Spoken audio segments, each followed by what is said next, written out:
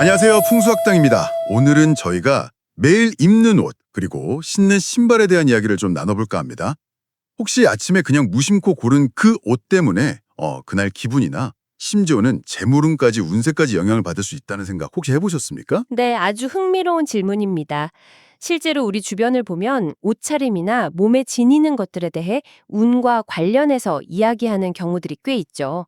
이게 정말 우리의 운명, 특히 말씀하신 재물운에 영향을 줄 수 있을지 오늘 한번 깊이 파고들어 보겠습니다. 여러 속설부터 전통적인 해석까지 함께 살펴보시죠. 네, 좋습니다. 그럼 어디서부터 시작해볼까요? 목걸이 이야기가 좋겠네요. 장신구는 정말 인류 역사와 함께 왔잖아요. 맞습니다. 아주 오래전이죠. 거의 10만 년 전 호모 사피엔스 시절부터 우리 조상들은 동물의 이빨이나 예쁜 돌 같은 걸로 몸을 치장했다고 합니다. 유물로도 나오고요. 10만 년 전이요. 와, 정말 인간의 본능 같은 거네요. 자기를 꾸미고 또 어쩌면 좀 과시하고 싶은 그런 마음이요. 그렇죠. 단순히 생존을 넘어서 자신의 표현하고 또 집단 안에서 자신의 존재감을 드러내려는 뭐랄까 그런 본능적인 행위였을 겁니다. 시간이 흐르면서 이런 목걸이 같은 장신구는 부나 권력의 상징이 되기도 했고요. 중요한 건 이런 상징성이 현대에도 여전히 알게 모르게 남아있다는 점입니다. 그렇군요. 풍수적인 관점에서는 목걸이의 소재도 중요하게 본다고 들었습니다. 예를 들면 은 같은 경우에요. 네, 맞습니다. 많은 분들이 은 장신구를 하시죠. 근데 은은 시간이 지나면 색이 좀 변하는 속성이 있지 않습니까? 운기적으로 볼 때 이런 변화라는 속성은 때로는 좀 불안정함으로 해석될 여지가 있습니다. 우리가 제사상 과일 씨앗 개수 하나에도 의미를 두는 것처럼요. 변한다는 건 운의 세계에선 좀 민감한 문제일 수 있거든요. 아, 변화가 불안정함으로요? 그럼 반대로 금은 어떤가요? 예로부터 금은 부의 상징이었잖아요. 바로 그겁니다. 금은 예나 지금이나 변치 않는 가치, 또 부와 재물운을 끌어당기는 최고의 상징으로 여겨졌죠. 풍수에서는 금이 강력한 양의 기운, 아주 활발하고 긍정적인 에너지를 불러온다고 봅니다. 그래서 금은 금을 부르고 돈복을 가져오는 가장 강력한 기운을 지녔다고 해석하는 거죠. 그렇군요.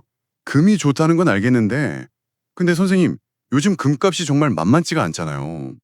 솔직히 금목걸이 하나 하려면 큰 부담인데, 꼭 그렇게 크고 굵어야 효과가 있는 걸까요? 꼭 그렇지는 않습니다. 중요한 것은 금의 크기나 무게가 아니라 내 몸에 금을 지닌다는 행위, 그리고 그 마음가짐일 수 있습니다. 형편에 맞게 작은 실반지 하나라도 좋습니다. 시작은 미약해도 내가 좋은 운을 불러오겠다는 긍정적인 마음으로 금을 지니고 노력하다 보면 운이 점차 쌓여서 더 큰 금을 지니게 될 수도 있는 거고요. 그게 바로 운을 키워나가는 과정이죠. 네네. 듣고 보니 그렇네요. 요즘 젊은 친구들 보면 오히려 패션으로 일부러 좀 굵은 금팔찌나 목걸이를 하기도 하더라고요. 꼭 옛날처럼 부의 과시 느낌만은 아닌 것 같아요. 맞습니다. 금이 단지 과시용이 아니라 긍정적인 기운을 끌어들이는 하나의 방편이 될 수 있다는 걸 아는 거죠. 자신에게 좋은 느낌을 준다면 어떤 형태든 괜찮습니다. 그럼 혹시 목걸이 펜던트 모자내나 탄생석 같은 것도 의미가 있을까요? 그런 의미에 너무 얽매일 필요는 없다고 봅니다. 예를 들어서 이 진주가 나한테 맞나 안 맞나 이론적으로 따지기보다요. 직접 해봤을 때 내 기분이 좋고 어쩐지 하는 일이 좀 잘 풀리는 것 같다. 그러면 그게 바로 나에게 맞는 보석인 겁니다. 자신의 느낌과 경험을 믿는 것이 더 중요해요. 자신의 직관을 믿어라. 일리가 있네요. 세계적인 스포츠 선수들 한번 보십시오. 경기 때마다 유독 굵은 목걸이나 팔찌를 착용하는 선수들이 많지 않습니까? 그들이 왜 그럴까요? 인간의 한계를 넘어서는 노력을 하면서도 보이지 않는 운의 중요성, 그 기세라는 것을 누구보다 잘 알기 때문입니다. 우리보다 어리석어서 그런 걸까요? 아니죠. 운이 실력만큼이나 중요하다는 것을 몸소 보여주는 겁니다. 할 수 있는 모든 것을 다 하는 거죠. 와, 정말 그러네요. 운동선수들 목걸이 그냥 멋으로만 생각했는데 그런 의미가 있을 수도 있겠군요. 하지만 경계해야 할 점도 분명히 있습니다. 모파상의 단편소설 목걸이에 나오는 여주인공 이야기 아시죠? 네, 알죠. 가짜 목걸이 때문에 인생이 아주 힘들어지는. 맞습니다. 단지 허영심을 채우려고 분수에 맞지 않는 치장을 하는 것은 오히려 삶을 파멸로 이끌 수 있다는 강력한 경고입니다. 진정한 풍수는 허영이 아니라 내면의 기운을 다스리고 현실의 복을 틔우는 지혜입니다. 외적인 것보다 내면의 중심이 우선이라는 거죠. 네, 명심하겠습니다. 허영이 아닌 지혜. 자, 그럼 이제 목걸이에서 시선을 좀 아래로 내려볼까요? 우리가 매일 신는 신발. 신발은 또 어떤 의미가 있을까요? 신발, 아주 중요합니다. 풍수라는 것이 결국 사람과 자연의 교감 아니겠습니까? 사람은 땡에 발을 딛고 살아가면서 땅의 기운, 즉 지기를 받습니다. 그런데 그 사람과 땅을 직접적으로 이어주는 매개체가 바로 신발이라는 거죠. 그러니 운기적으로 중요할 수밖에 없습니다. 와, 신발이 땅과 나를 이어주는 통로 같은 거군요. 아, 정말 새롭게 들리는데요? 그럼 신발을 신거나 관리할 때, 특별히 좀 조심하거나 신경 써야 할 점들이 있을까요? 네, 몇 가지 중요한 점들이 있습니다. 첫째는 절대 신발을 구겨 신지 마시라는 겁니다. 아, 구겨 신는 거요? 뒤축 접어서 신는 거 말씀이시죠? 네, 바로 그겁니다. 편하다고 뒤축을 딱 접어서 슬리퍼처럼 신는 분들 계시죠? 이게 땅과의 교감을 스스로 끊어버리는, 아니 구겨버리는 행위와 같다고 봅니다. 신발 본연의 형태를 존중해줘야 해요. 네네. 그게 안 좋군요. 둘째는 남의 신발을 함부로 밟지 않는 것입니다. 식당 같은 데 가면 신발이 막 엉켜 있을 때 있잖아요? 아, 맞아요. 막 징검다리 건너듯 밟고 지나가기도 하죠. 절대 그러시면 안 됩니다. 그건 단순히 예의의 문제를 넘어서 타인의 운을 내가 짓밟는 것과 같다고 봅니다. 내 양말이 조금 더러워지더라도 그냥 땅을 밟고 지나가는 게 100번 낫습니다. 헉, 그렇군요. 남의 운을 밟는다니 조심해야겠네요. 셋째는 신발 정리입니다. 현관은 좋은 운이 들어오는 통로인데 그 입구에 신발이 어지럽게 널려 있으면 어떻게 될까요? 좋은 기운의 흐름을 막는 거죠. 신발은 벗으면 바로 신발장에. 이건 기본입니다. 공간의 기운을 맑게 유지하는 노력이죠. 네, 정리가 중요하군요. 또 있을까요? 넷째는 오래되고 낡은 신발을 과감히 버리시라는 겁니다. 모든 물건에는 수명이 있습니다. 수명을 다한 물건에는 좋지 않은 기운, 묵은 기운이 쌓이기 마련이에요. 특히 땅과 직접 닿는 신발이 낡고 해졌다면 더 그렇겠죠. 묵은 때가 낀 그릇을 버려야 새 복이 들어오듯 낡은 신발을 처분해야 새로운 운과 좋은 인연이 찾아올 공간이 생기는 겁니다. 아, 낡은 것과의 작별이 새로운 시작을 위한 준비다. 이것도 일리가 있네요. 간혹 어떤 분들은 신발을 특정 방향으로 놓아야 한다 이런 세세한 이야기들을 하시기도 하는데 글쎄요 그런 것들은 정통 풍수 원리와는 거리가 있을 가능성이 높습니다.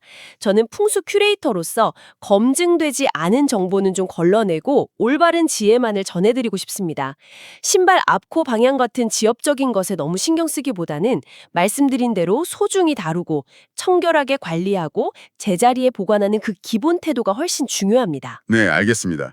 본질에 집중하는 것, 존중과 정돈, 그리고 새로운 것을 받아들일 준비. 이게 핵심이군요. 자, 그럼 이제 옷차림 전체에 대한 이야기로 넘어가 볼까요? 운을 부르는 옷차림의 원칙으로 자주 언급되는 말 있잖아요. 거미불루 화이불치. 네, 맞습니다. 거미불루 화이불치. 삼국사기에도 나오는 말이죠. 백제 사람들의 미애식을 표현했다고도 하고요. 검소하되 누추하지 않고 화려하되 사치스럽지 않다는 뜻입니다. 이 안에 옷차림에 대한 깊은 지혜가 담겨 있습니다. 검소하면서 누추하지 않게, 또 화려하면서 사치스럽지 않게.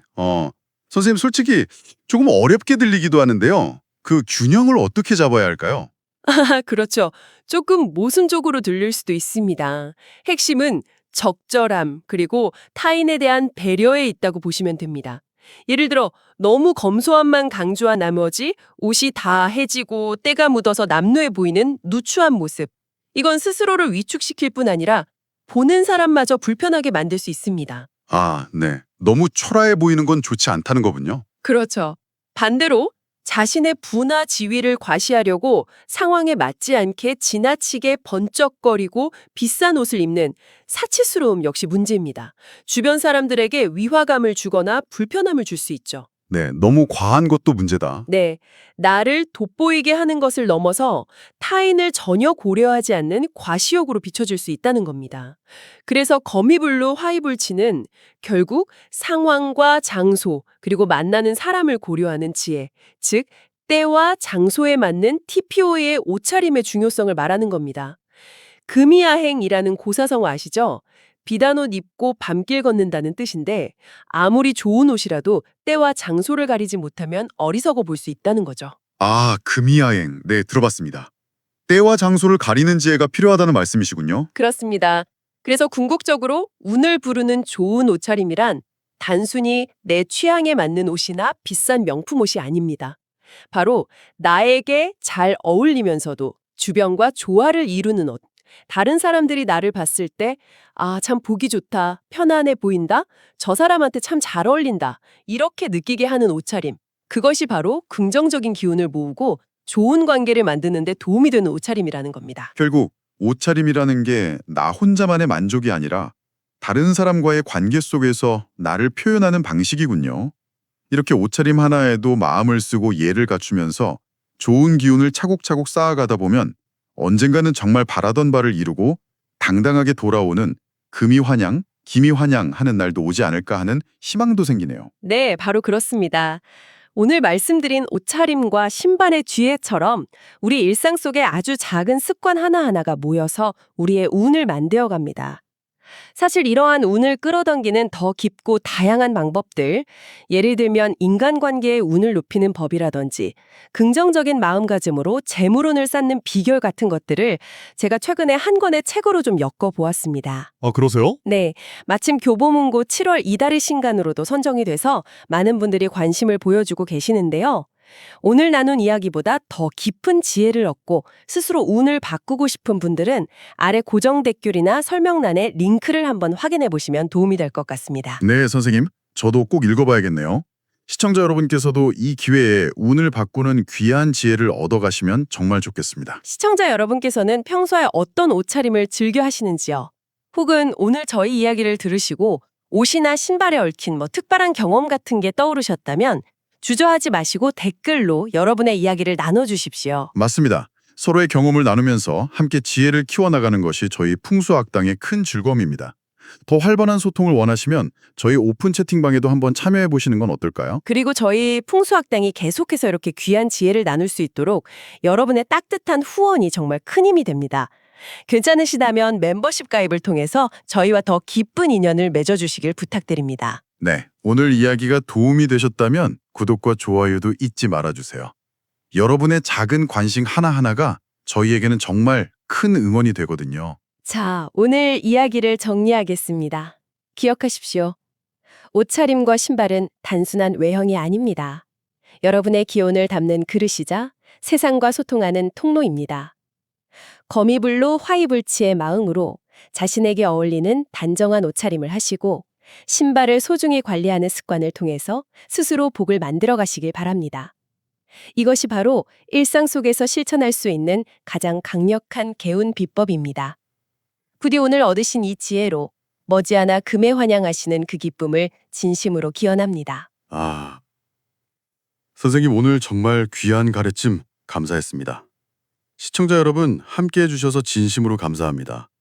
다음에도 유익하고 흥미로운 이야기로 찾아뵙겠습니다. 다음 시간에는 여러분이 매일 잠드는 바로 그곳, 침실에 숨겨진 놀라운 비밀 하나가 어쩌면 당신의 인생 전체를 뒤흔들 수도 있다는 사실 혹시 알고 계셨습니까? 다음 풍수학당에서 그 비밀의 문을 함께 열어보도록 하겠습니다.